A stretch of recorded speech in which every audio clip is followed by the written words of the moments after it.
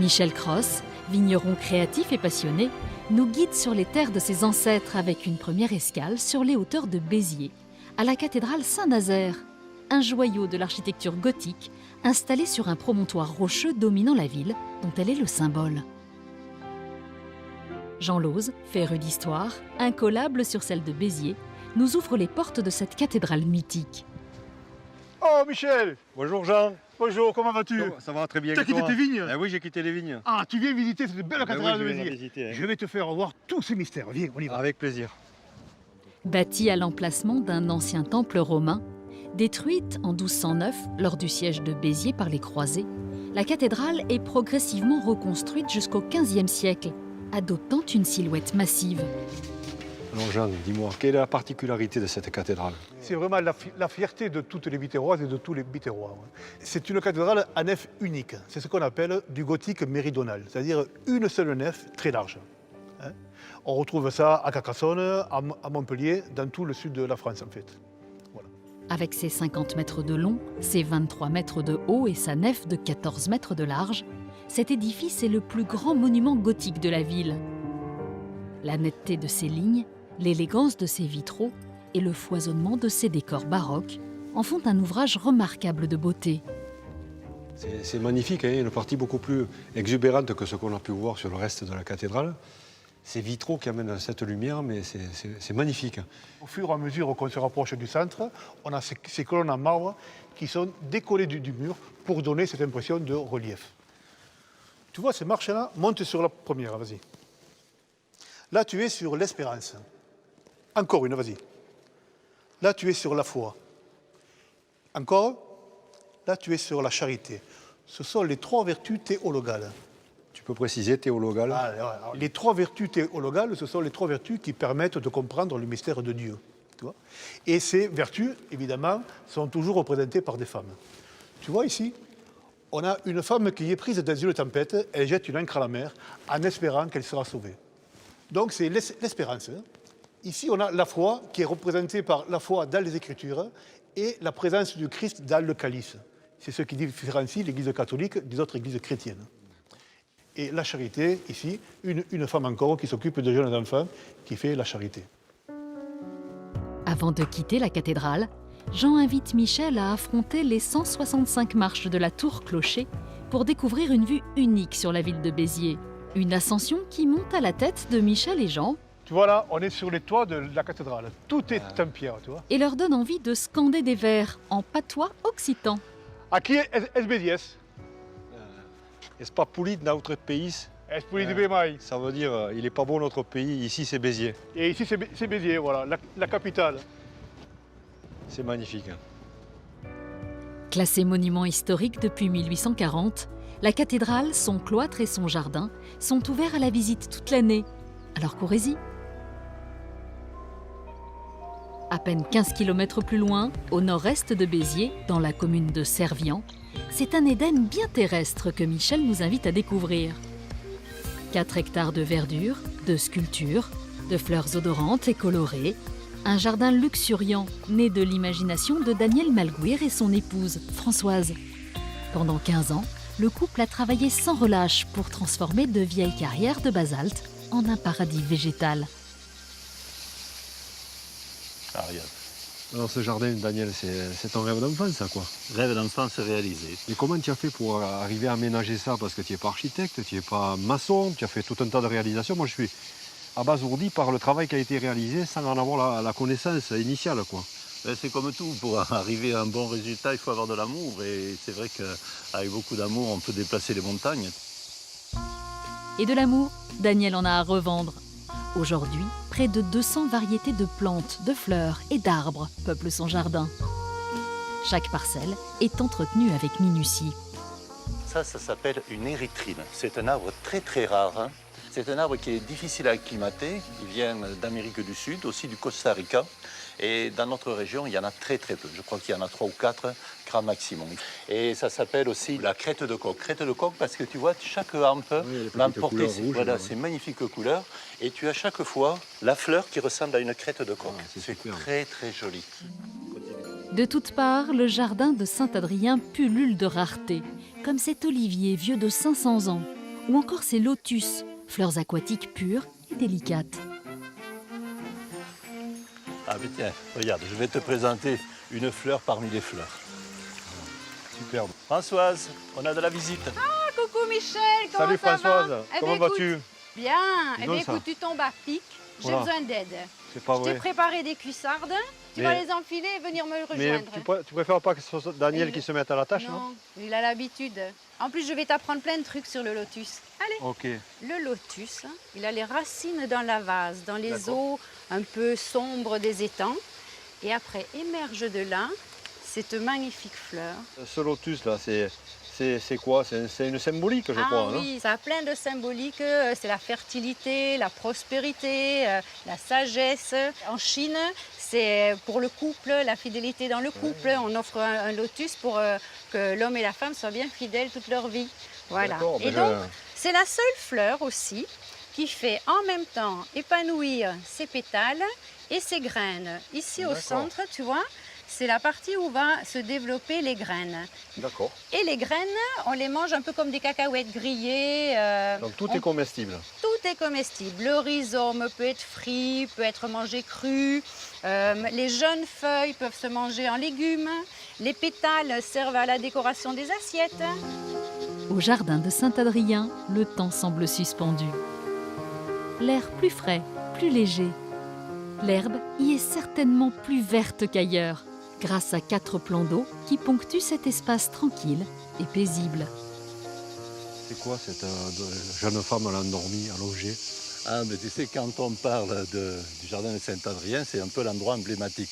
Ça représente toute la sérénité et le côté doux qu'on vient chercher dans un jardin. Voilà, c'est une jeune fille endormie. Ça va être un effet de miroir. Quand le soleil arrive sur elle, elle se met à briller. Elle est en reflet dans l'eau. Et ça donne ce côté zen, le côté un peu asiatique, tu sais, le goût d'accoucher. Voilà. Comment En tu fait- as pu arriver à réaliser ça? Comment tu as taillé là? Comment tu l'as mise en forme? Tu vois, je l'ai fait avec mon fils. On a mis 3 mois pour faire cet ensemble-là. Et il y avait une énorme pierre. Cette pierre me donnait toujours l'impression d'une forme humaine. Et dans mon imagination, je pensais que c'était une jeune fille endormie au bord de l'eau. On sent que tu as de la lumière dans le regard. hein. Ah, Je dis, bon, elle est très bronzée, elle est toute ondulée, elle est magnifique, il y a une belle lumière. pour te dire un secret, mais alors tu ne le répètes pas, en fait, j'avais besoin de modèles. Et j'ai demandé à Aurélie, ma fille, et j'ai dit, écoute, tu te mets sur la table de la cuisine, tu prends la position que je lui avais indiquée. Et quand tout a été fini, elle me dit quand même, papa, il me semble, pour les hanches, t'as un peu quiché. Hein, quand même. Une silhouette tout en courbe et en rondeur enjôleuse. Vous l'aurez compris, le jardin de Saint-Adrien est une invitation au voyage et au dépaysement à ne surtout pas manquer. Michel poursuit sa visite sur les hauteurs de Servian en compagnie de Jean-Claude Canac, apiculteur dans la région depuis plus de 20 ans. Oh, salut Jean-Claude. Bonjour. Comment vas-tu? Putain, c'est la fumée là, j'ai eu un peu peur, j'ai vu il y a quelqu'un qui a mis le feu à la prairie. Salut. Comment vas-tu? Ça va bien? Dis-moi, qu'est-ce que c'est cet engin là? C'est de la fumée d'aiguille de pin, c'est un enfumoir. Ah d'accord. Pour manipuler les abeilles, c'est utile pour essayer de calmer tout le monde. Tu peux m'emmener les voir un petit peu tes abeilles là aujourd'hui, c'est possible? Très bien. Mais bon, Tu as une appréhension? j'ai pas une appréhension particulière, mais bon, une petite protection peut-être serait utile. Ah, très bien. Mais avant d'aller titiller les abeilles, mieux vaut s'équiper d'une petite protection anti-piqûre. Dis-moi, Michel, elles te connaissent on les va abeilles, parce que c'est un équipement sommaire quand même là, je trouve. Ce sont des abeilles douces. Génétiquement, depuis quelques années, on essaie de travailler avec des abeilles qui ne piquent pas trop. C'est-à-dire douce, qu'elles ne piquent pas beaucoup? Très peu. D'accord, ça c'est formidable. Du thym, du romarin, des châtaignes et de la lavande, les abeilles de Jean-Claude disposent d'un large panel de nectar à butiner pour produire un miel aux multiples parfums et à la saveur unique. Bon, ben, tu vois, on va prendre un peu de miel qu'il y a dans la ruche, 1 ou 2 cadres. C'est la maison des abeilles, ça, quoi. Tout à fait. D'accord. Donc le bas de la ruche ici, là, c'est ici que la reine le pond, elle entretient sa population. Et le haut, la partie grise, c'est le grenier. Et puis après, on peut ouvrir la ruche. Donc ici, c'est le toit de la maison, le toit de l'habitat. Alors tu vois, il faut toujours infumer un peu de vent pour dire c'est bon, on arrive, on est là. Ça les prépare en fait. Voilà. Sur ce terrain, Jean-Claude bichonne une 50aine de ruches, chacune peuplée par près de 10 000 abeilles. Ici, le cadre permet de fixer la cire, le cadre en bois. D'accord. Tu vois.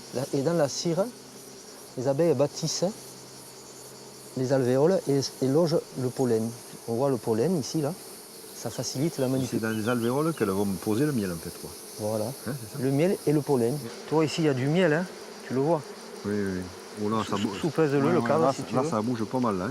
Ah ouais, c'est lourd ça quand même. Donc je vais prendre la balayette D'accord. et je vais doucement faire glisser les abeilles. En moyenne, une ruche produit une vingtaine de kilos de miel par an.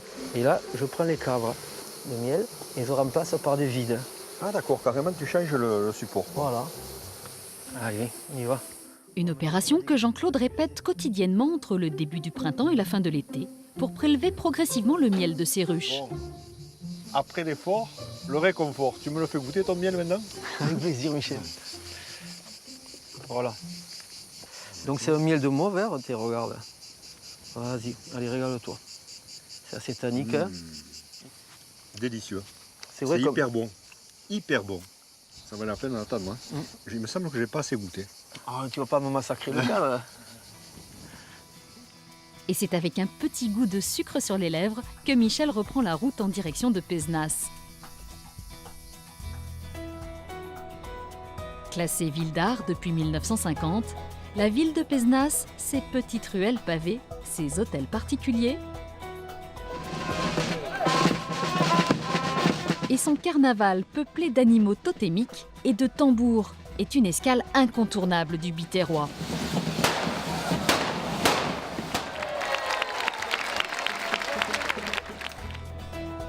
Dans son atelier, situé au cœur de la vieille ville, Éric Bournil, tourneur sur bois, façonne au gré de ses humeurs des meubles, des vases et autres créations tantôt lisses et élégantes, tantôt colorées et farfelues.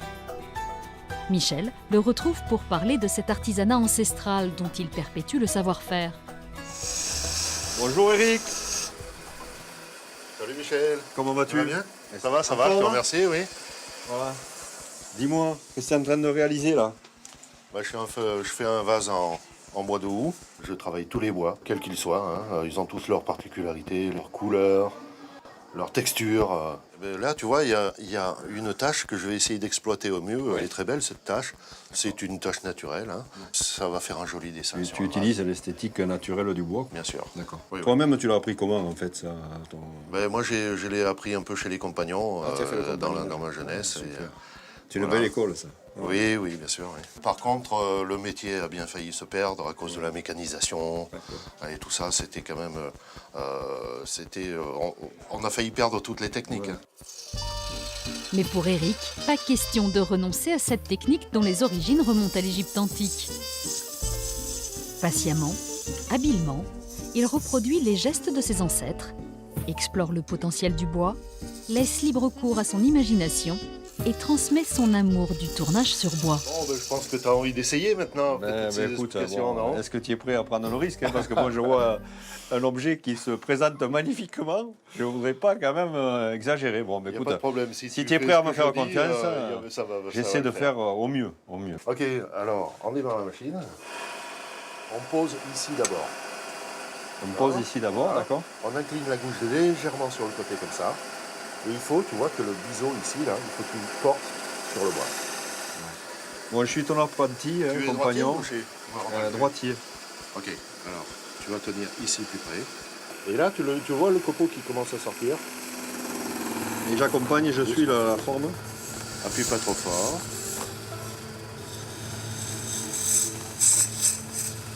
Il faut que le mouvement soit bien connu.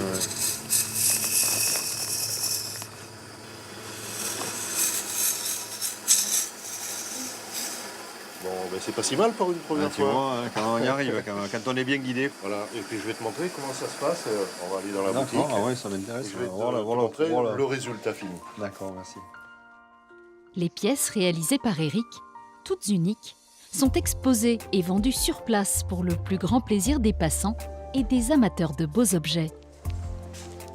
Alors voilà le genre de choses que l'on peut réaliser. C'est une œuvre d'art là, mais c'est formidable parce qu'à la fois il y a le travail de précision que tu m'as montré, la technique, etc. Et derrière, il y a l'évolution, la nature lors du séchage qui lui donne une note particulière. Et c'est toute. Que la nature s'exprime. Il faut que la nature s'exprime. Et puis bon, elle est quand même bien initiée par ton travail. Et c'est formidable. Merci.